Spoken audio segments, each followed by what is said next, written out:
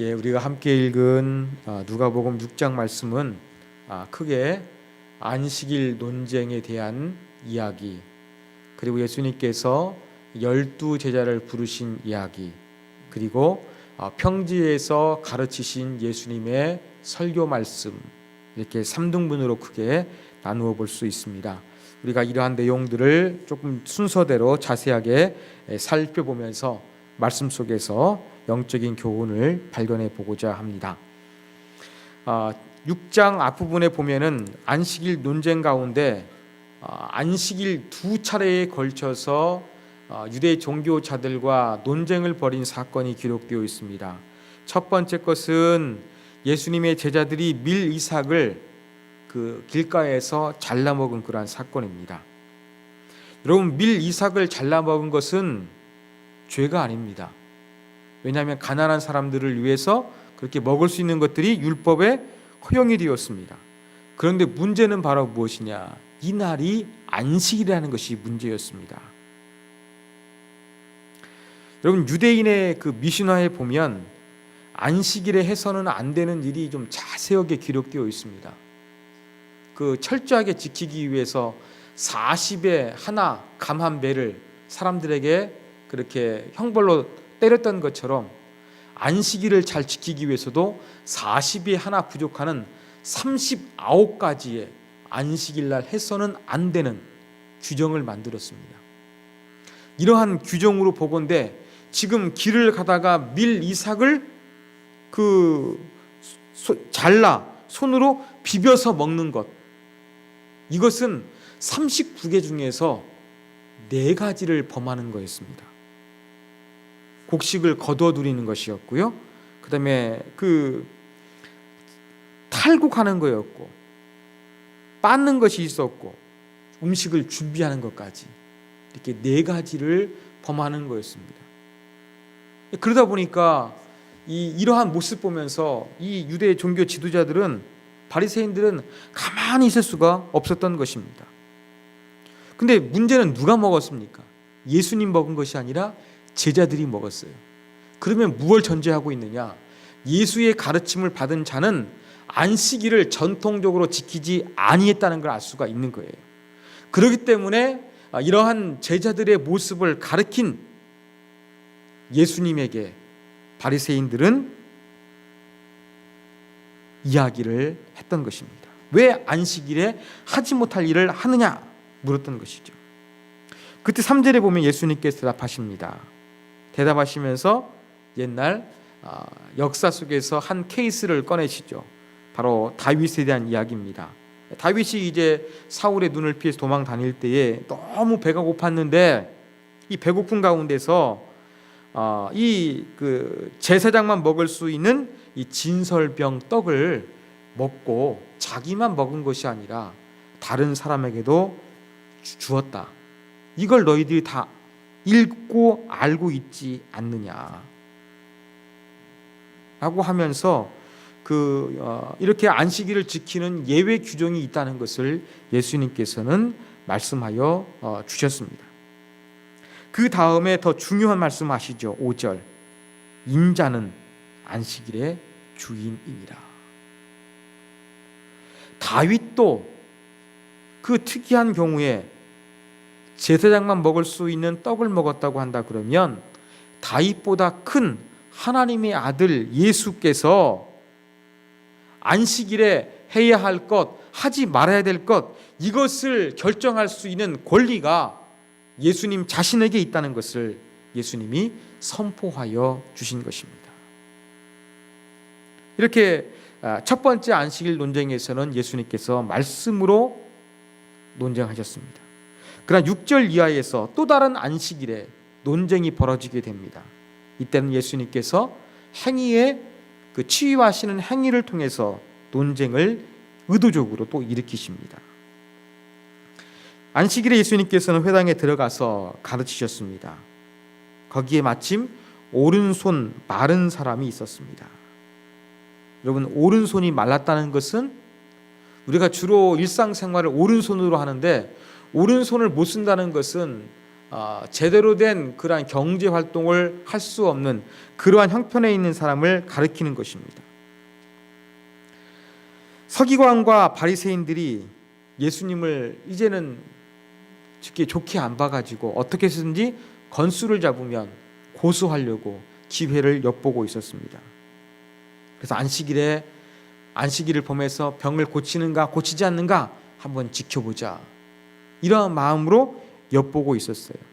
엿본다는 단어는 눈을 그렇게 이렇게 흘겨뜨고 바라보는 것을 그렇게 가리킵니다. 상당히 의도적으로 전눈으로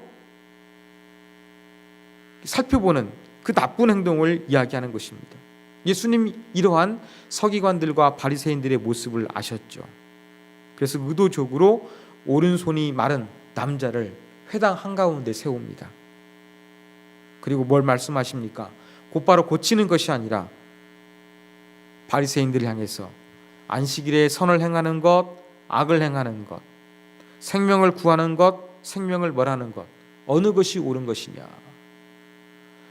보면은 양자택일을 묻는 질문 같지만 바리새인들은 어느 한쪽을 취하게 되면 아주 난처해지는 그러한 질문이었습니다. 아무 말 할 수가 없는 겁니다. 그러면서 예수님께서는 어떻게 하셨느냐? 이 손 마른 사람을 말씀으로 고쳐 주셨습니다. 예수님께서 이 안식일의 주인이기 때문에 안식일에 선을 행하는 것, 생명을 구하는 것 옳다는 거예요. 그런데 지금 손 마른 사람이 다급한 병이었습니까? 안식일법에 의하면은요, 안식일에 일을 하면 안 되지만 일을 할 수 있는 예외 규정이 있었습니다. 어떤 경우느냐? 사람의 생명이 위협한 경우, 그 다음에 이제 아이가 출산하게 되는 경우, 또 할례를 꼭 시행해야만 하는 경우, 이럴 때 외에는 안식일에 노동을 해도 된다는 예외 규정이 있었습니다. 그런데 이렇게 율법을 해석하는 유대인들의 그 관점에서 보면 지금 손이 마른 사람, 오른손을 못 쓰기 때문에 경제적으로 상당히 힘들고 어렵게 살아가고 있었습니다만 생사가 왔다 갔다 하는 그러한 질병은 아니었어요. 그런데 예수님께서 이러한 사람을 고쳐주시면서 의도하신 것은 바로 무엇이었냐면, 선을 행할 수 있는 기회가 있음에도 불구하고 미루는 것은 이것은 악한 행위다, 이런 것을 예수님께서 보여주시기 위해서 안식일에 정말로 무엇을 먼저 해야 되는지, 안식일을 지키기 위해서 해야 하는 것, 하지 말아야 되는 것 중요하지만 그것보다 그 이상으로서 뭔가 선을 행할 수 있는 기회가 있을 때 선을 행하는 것이 더 좋은 안식일을 지키시는 것이라는 것을 보여주시기 위해서 손 마른 사람의 질병을 치유하여 주셨습니다. 이러한 놀라운 능력으로, 말씀으로 이 손 마른 사람을 치유해 주셨으면 그 예수님이 하나님 아들 되심을 인정해야 되는데 서기관들과 바리새인들 어떠합니까? 분노가 이제 폭발합니다. 예수님을 더 계획적으로 이제는 죽이기 위해서 몰두하게 되는 그러한 내용으로서 안식일 논쟁이 그렇게 끝이 나고 있습니다. 자, 12절부터는 예수님께서 12제자를 세우시는 사건이 기록되어져 있습니다. 자, 제자 선택하실 때 예수님 어떻게 하셨습니까? 기도하시러 산에 올라가셨습니다. 산에서 어느 정도 기도하셨습니까? 밤이 새도록 하나님께 기도하시고. 신실한 사람이 많아서 12명 택하려고 예수님께서 오랫동안 기도했겠습니까? 아니죠.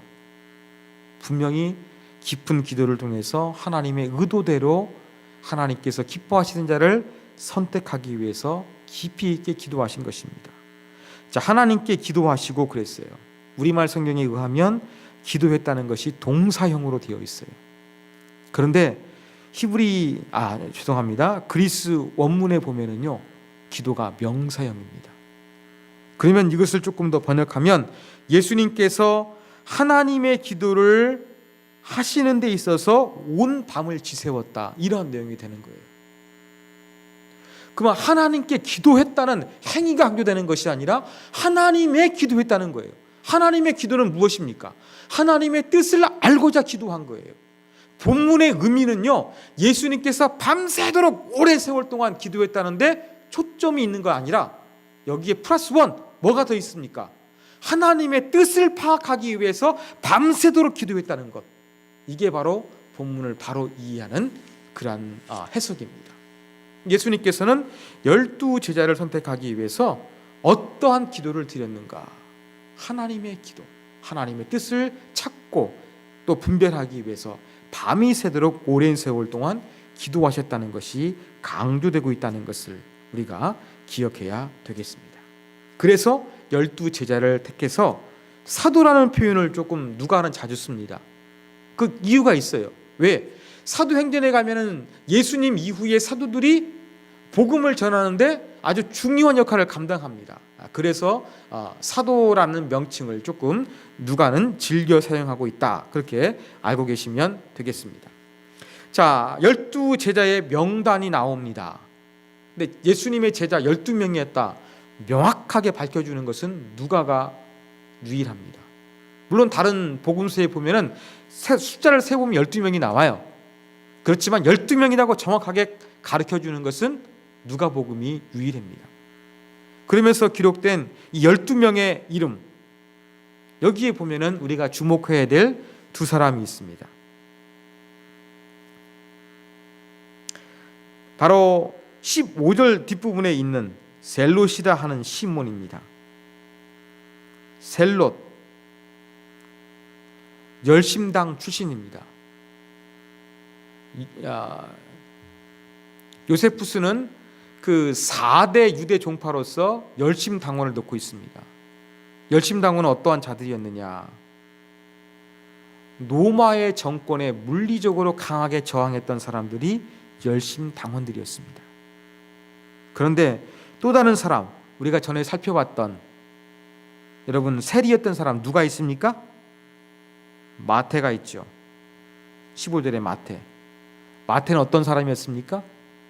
로마에게 어떤 모습 보이는 사람이었습니까? 저항하는 사람이 아니라 로마를 위해서 세금을 걷는 사람이었습니다.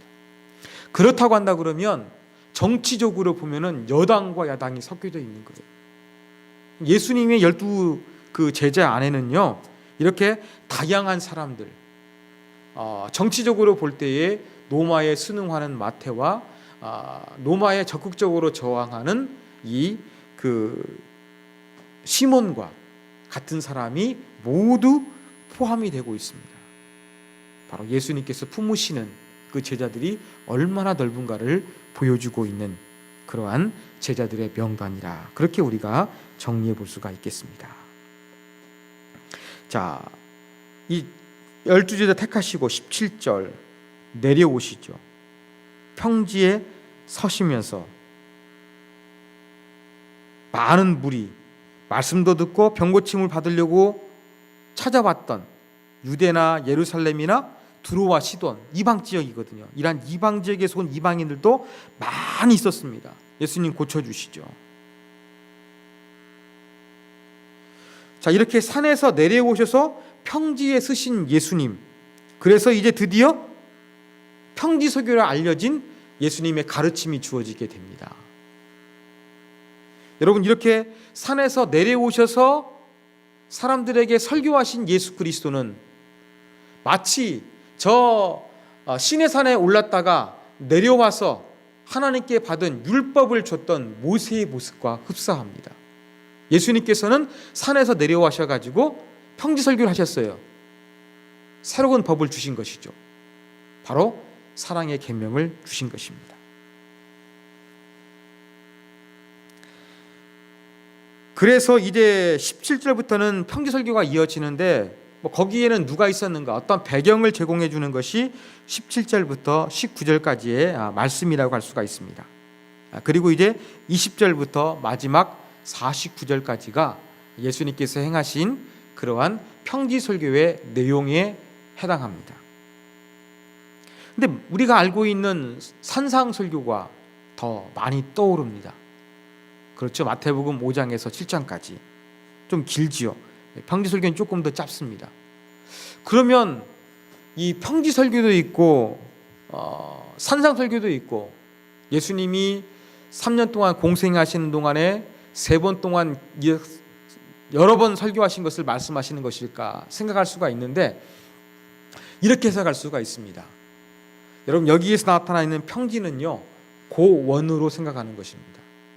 고지대에 가더라도 높은 산 위에 조금 평평한 곳이 있던 것처럼 그런 곳에서 예수님께서 말씀을 주신 것으로 그렇게 우리가 해석해 볼 수가 있습니다. 자, 이제 20절 이하에 있는 그러한 예수님의 가르침의 내용을 조금 더 살펴보도록 하겠습니다. 예수님께서 이제 가르치시는데 팔복으로 시작합니다. 마태복음에 의하면.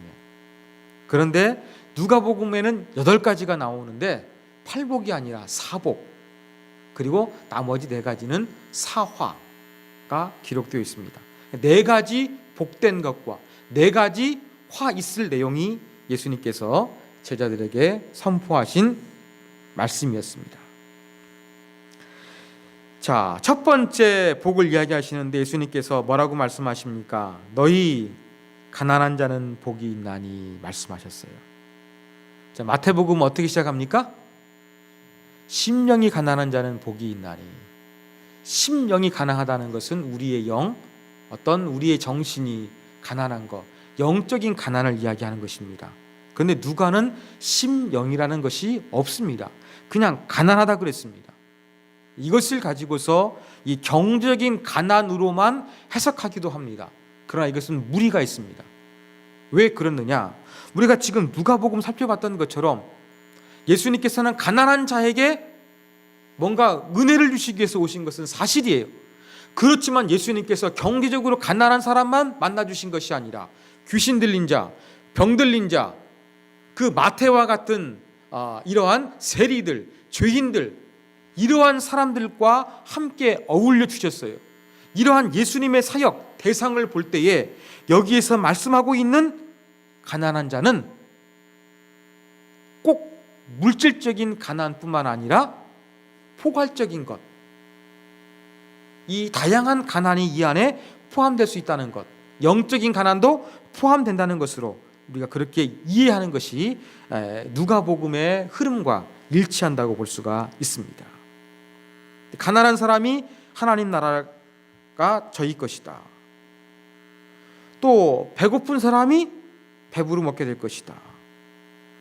예수님 때문에, 인자는 바로 예수님이죠. 예수님 때문에 그렇게 너희를 미워하고 멀리하고, 여기서 멀리하다는 단어는요, 원어로 볼 때는 배척하다입니다.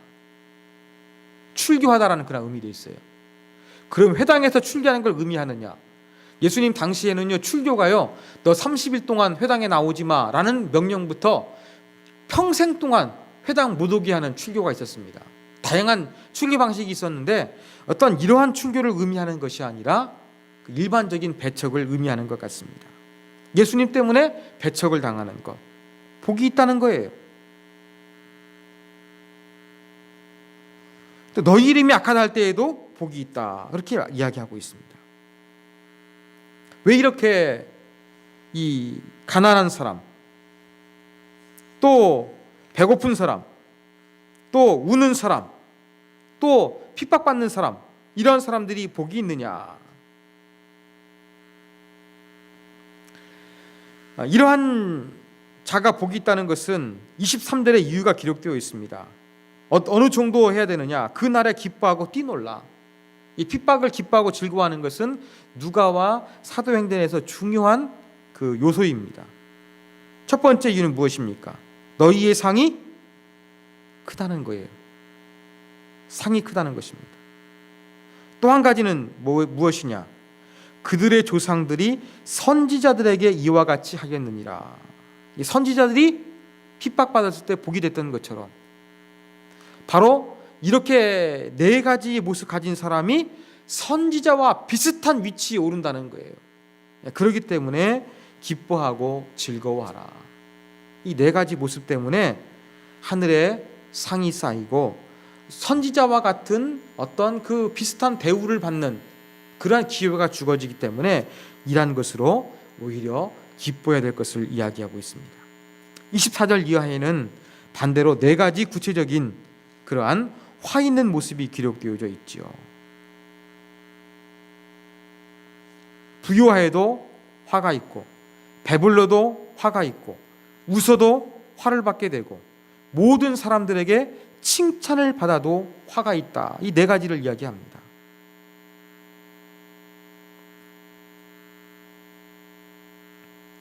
부요한 자들이여 너희는 너희의 위로를 이미 받았느니라. 여기서 이미 받았다는 것도요, 상거래에서 대금을 주고서 영수증에 서명하고 건네는 것을 이야기합니다. 부유한 사람들의 인정받는 말을 통해서 계산이 끝났다는 것입니다. 자, 그러면 여기에서 우리가 좀 포괄적으로 왜 가난한 자는 부유하고 왜 부자들은 화가 임하게 되는 것이냐, 그 이유를 우리가 조금 더 분명하게 조금 살펴볼 필요성이 있습니다. 여러분, 여기에서 이야기하고 있는 것은 예수님이 가난한 자가 복이 있다는 것은 가난 자체에 복이 있는 게 아닙니다. 부한 자체에 화가 있다는 것이 아닙니다.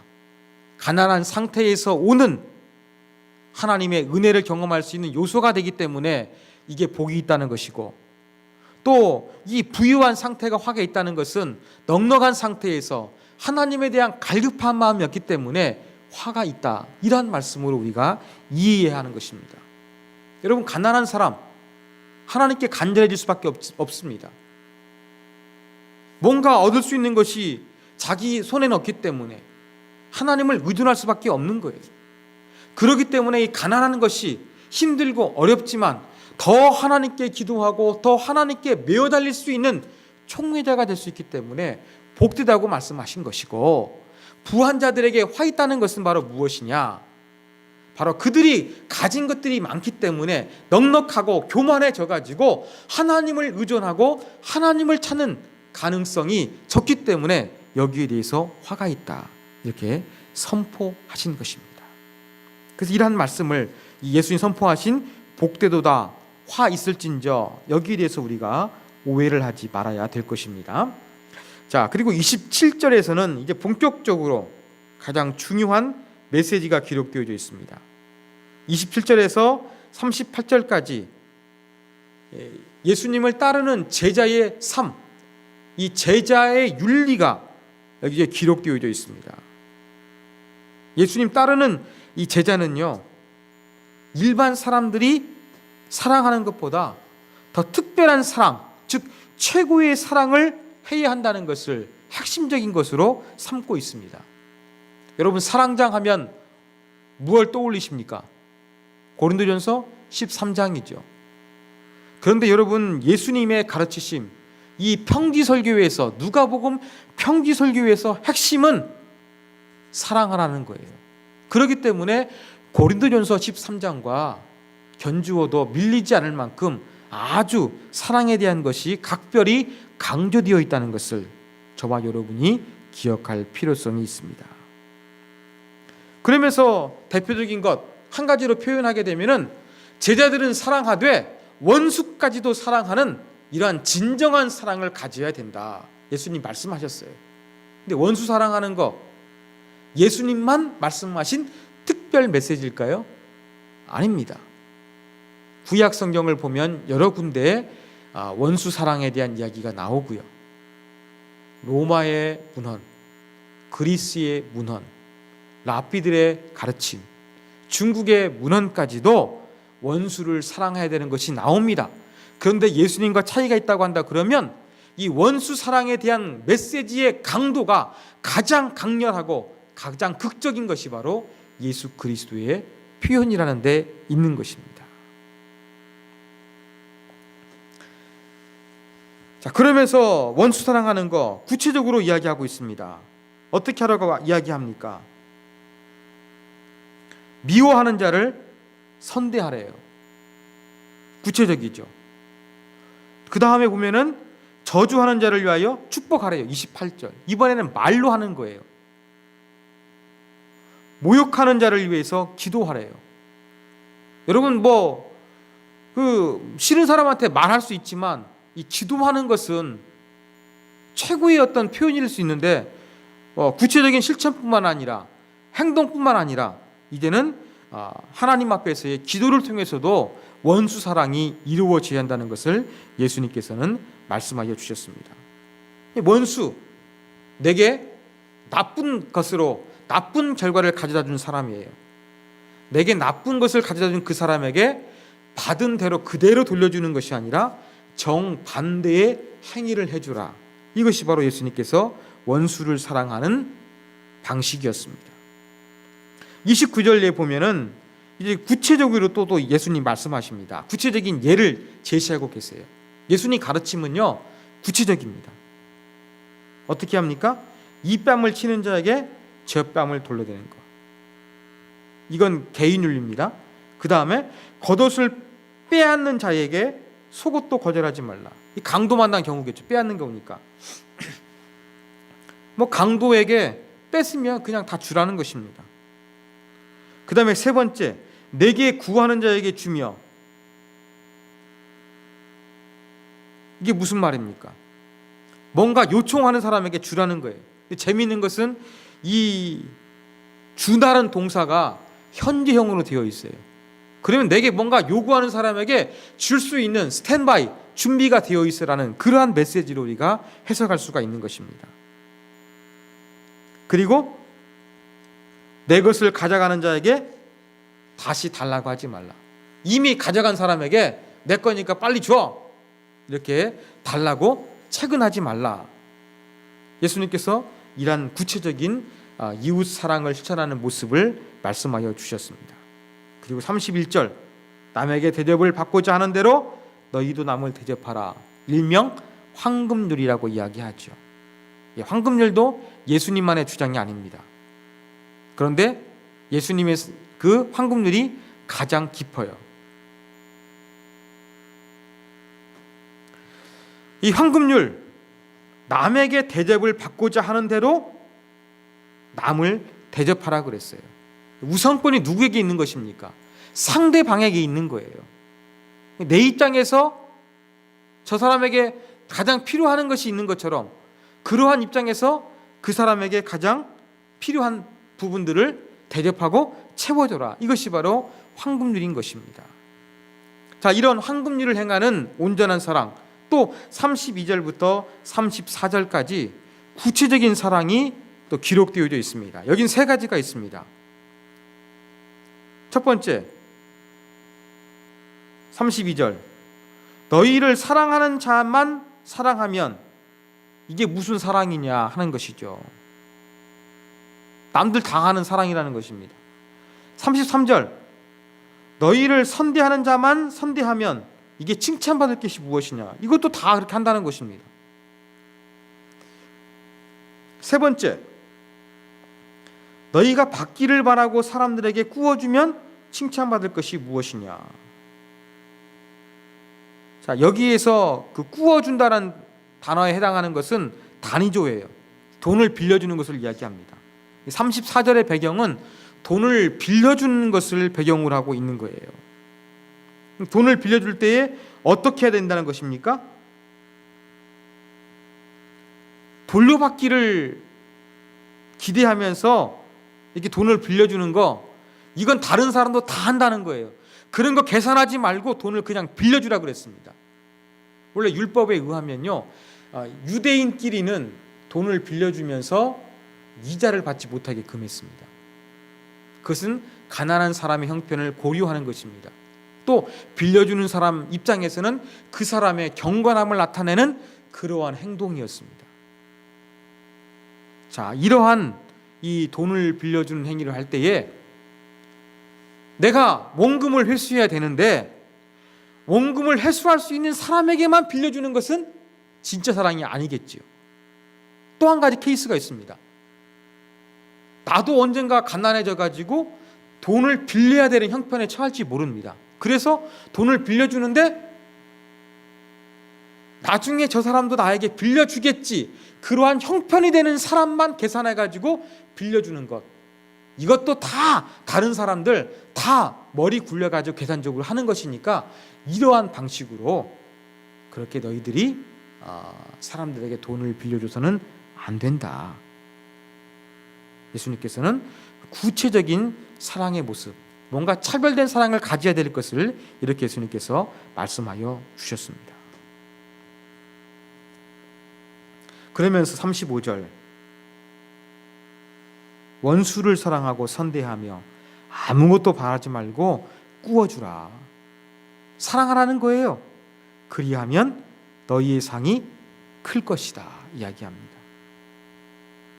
상이 뭔지는 몰라요. 그런데 중요한 게 있습니다. 또 지극히 높으신 이의 아들이 되리니, 이게 중요한 겁니다.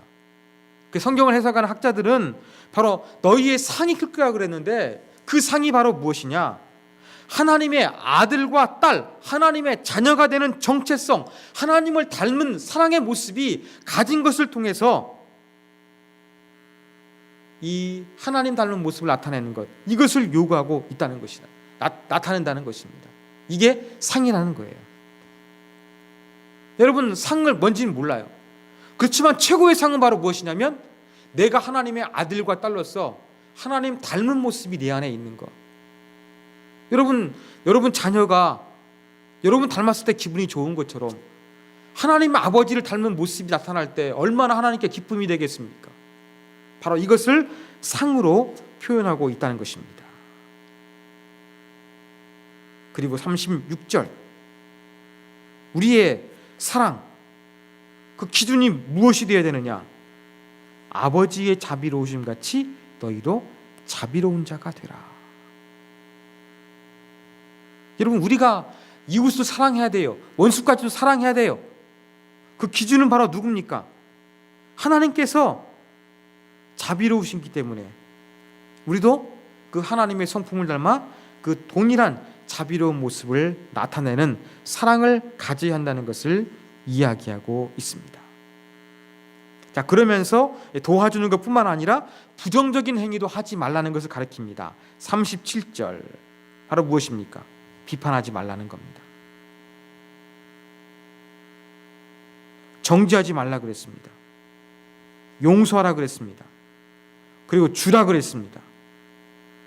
이 37절과 38절에서 이 여러 가지 그 행위가 예수님께서 말씀해 주셨지만 동일한 원리가 있습니다. 뭐예요? 심은 대로 거둔다는 원리입니다. 내가 상대방에게 한 대로 그대로 나에게 돌아온다는 겁니다. 그렇기 때문에 우리가 가급적이면 나쁜 걸 하지 말고 좋은 사랑을 해라. 예수님 그렇게 말씀하여 주셨습니다.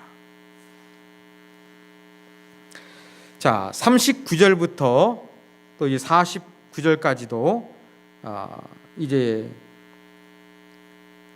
비유로 계속해서 우리가 어떤 모습을 가져야 되는가 나타내고 있습니다. 자, 맹인이 맹인을 인도하면 어떻게 되겠습니까? 볼 수 없기 때문에 잘못된 길로 가서 죽을 수도 있을 것입니다. 40절도 동일한 말씀입니다. 제자가 그 선생보다 높지 못하나 무릇 온전하게 된 자는 그 선생과 같으리라. 이게 36절 말씀과 비슷한 거예요. 하나님께서 자비로우신 것처럼 우리가 자비로워져야 된다는 것입니다. 바로 우리가 노력을 해서 온전하게 돼서 선생처럼 되어지는 그러한 하나님 닮은 모습이 있어야 된다. 이걸 강조하고 있는 말씀이라는 것입니다. 여러분, 지금 뭔가 배울 때는 사람들이 인터넷을 열심히 검색하면 내용이 나옵니다. 어떤 사람은 막 유튜브 대학이라 그래요. 왜? 동영상 같은 게 하도 많이 나오니까 유튜브 동영상을 보면은요, 영어권도 있으면은 모르더라도 화면으로 보여주니까 어느 정도는 다 가능합니다. 그냥 고대에서 스승과 제자의 관계는요, 말로써 동영상으로 배우는 것이 아니었어요. 그 당시에 책이 있었을까요? 없습니다. 있어도 너무나 비싸가지고 구할 수가 없는 그러한 시절이에요. 그러면 어떻게 배우느냐? 책을 통해서 배우는 것이 아니라 직접 같이 있으면서 배우는 거예요.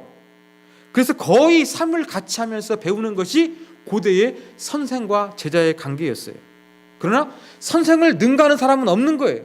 그렇지만 마지막으로 가서 이 제자가 막 열심히 노력하다 보면 선생처럼 될 때가 있습니다. 바로 우리 그리스도인의 모습이 이렇게 열심히 노력해서 하나님 닮은 모습이 나타나야 한다는 것을 예수님께서 말씀하여 주셨습니다. 그러면서 41절 보면 우리 자신에 대해서 좀 의롭게 생각하는 이러한 부분에 대한 경고의 말씀하셨습니다. 내 눈에 있는 들보가 있는데 남의 손 눈 속에 있는 더 자그마한 허물, 이것을 보고서 지적해 주는 것은 어리석은 자지요. 외식하는 자라는 것입니다. 자신의 결점을 보지 못하고 남의 결점을 지적해 주는 것은 어리석은 자라는 것입니다. 먼저 예수님 요구하시는 게 무엇입니까? 먼저 내 자신을 깊이 있게 성찰하라는 것입니다. 여러분, 진정한 사랑은요, 남에게 충고만 주는 것이 아니라 그 이전에 나 자신을 진지하고 올바르게 평가하고 돌아보는 것, 이것을 이야기하고 있는 것입니다. 그러면서 이제 이러한 예수님의 제자로서 좋은 열매를 맺어야 된다면, 착한 행실을 하게 되려고 그러면 먼저 어떤 존재가 되어야 되느냐? 좋은 나무가 되어야 한다는 것입니다. 좋은 나무가 돼야지 좋은 열매가 맺힌 것처럼 좋은 행실이 나타나기 위해서는 좋은 마음가짐이 중요하다. 그러한 부분들을 예수님 말씀하시죠. 그래서 마음속에서 선한 것이 있으면 선한 말이 나오고 악한 말이 있으면 악한 말이 나오는 것처럼 그 마음속에 가득한 것을 내기 때문에 좋은 행실을 위해서 마음가짐이 중요하다. 이것이 바로 45절까지의 말씀입니다. 그럼 예수님의 가르침은 우리가 내면 세계, 마음만 가지는 내면의 윤리만을 이야기하고 있는 것이 아니에요. 46절 보면은 이제는 내면의 윤리뿐만이 아니라 뭘 강조합니까? 실천을 강조하고 있는 거예요. 내면의 윤리가 아니라 실천의 윤리를 강조하고 있습니다.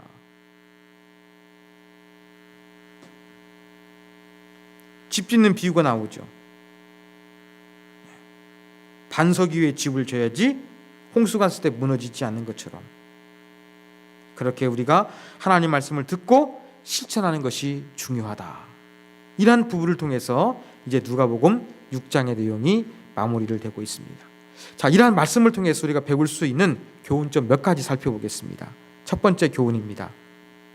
여러분, 예수님의 제자는, 하나님 닮은 모습은요, 남에 대해서는 느리고 자기 자신을 먼저 우선적으로 돌아보는 것이 있어야 합니다. 여러분 혹시 내로남불이라는 말 아십니까? 저 이 말 이해 못해가지고 한참 헤맸는데, 내로남불이 뭐 한 사자성어인 줄 알았어요.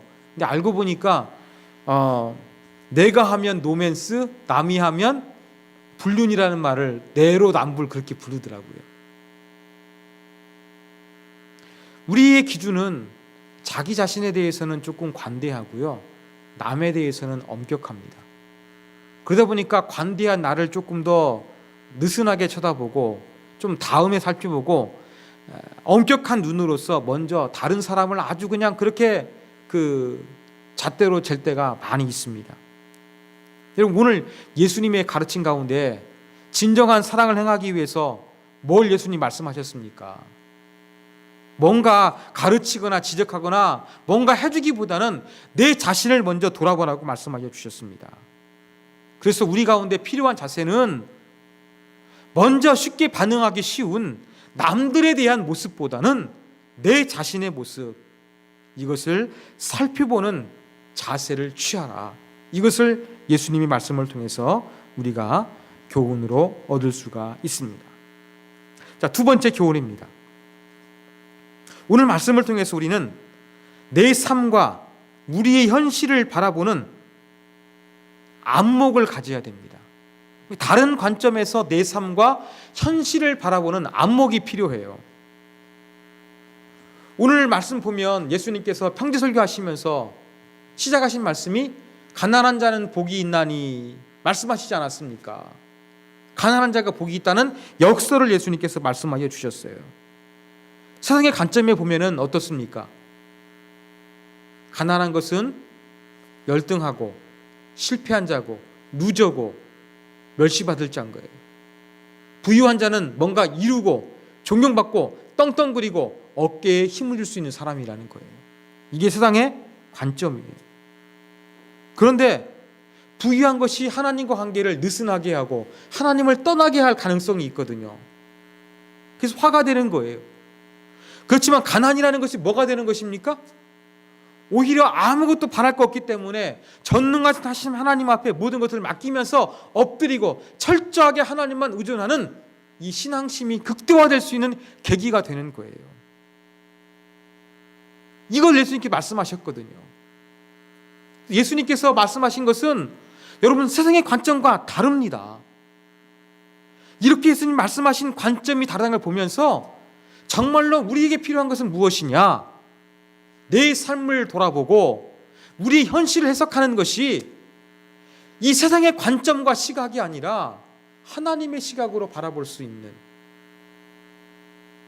그러한 모습이 중요하다는 것을 우리가 교훈으로 얻을 수가 있습니다. 여러분, 가난한 자는 뭔가 얻기 위해서 아둥바둥하고 나쁜 짓도 서금치 않는 것이 바로 현대인들의 모습 아니겠습니까? 교회도 마찬가지 아니겠습니까? 교회도 늘 이러한 부분을 강조하는 경우가 많이 있습니다. 신앙도 복을 더 얻기 위한 수단으로 이야기를 합니다. 하나님께 기도하십시오.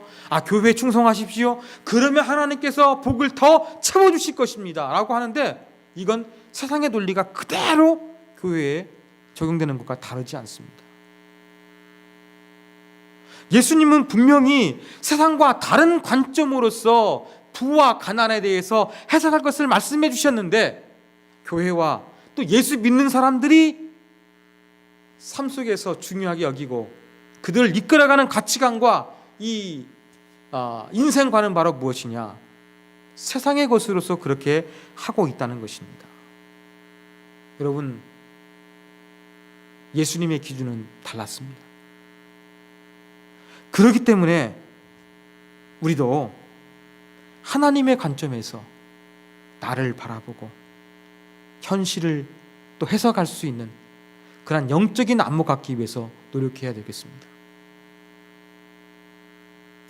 그래서 저는 오늘 말씀 속에서 많은 위로를 얻었습니다. 저에게도 물질이 필요합니다. 저에게도 교회 부흥이 필요합니다. 우리 교회 모두 느끼는 것입니다. 왜 부흥이 안 될까? 이런 생각하면서 우리가 스트레스 받을 수 있습니다. 이러한 생각이 혹시 세상의 관점으로 해석하는 것은 아닐까? 그래, 지금 이렇게 조금 교회가 어렵고 교회가 작아도 또 내 가진 것이 별로 없고 내가 원하는 것들이 이루어지지 않아도 이걸 통해서 하나님께서 나로 하여금 더욱더 하나님을 의존하게 만드는 것, 이것이 바로 나를 하나님께서 복되시게 만드시는 방법이지는 않을까?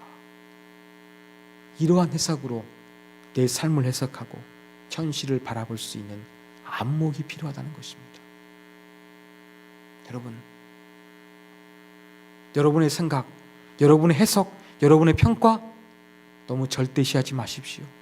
다른 사람의 평가 너무 신경 쓰지 마십시오. 하나님의 관점을 물어보십시오. 하나님, 내가 이런 상태인데 내가 정말로 복을 받지 못하는 상태입니까? 복을 받는 상태입니까? 오히려 내가 지금 없는 것이 더 하나님께 의존할 수 있는 복이 될 수가 있습니까? 이것을 모른다고 한다 그러면 내 가슴 속에 이러한 하나님을 느낄 수 있도록 주께서 역사하여 주옵소서. 이것이 바로 예수님의 말씀을 통해서 내 삶과 현실을 바라보는 안목을 새롭게 해야 한다는 교훈을 얻는 것입니다. 세 번째 교훈입니다. 여러분, 기독교 윤리는 세상의 윤리와 다르다는 것이 오늘 예수님의 말씀 속에서 분명하게 드러나고 있다는 것입니다.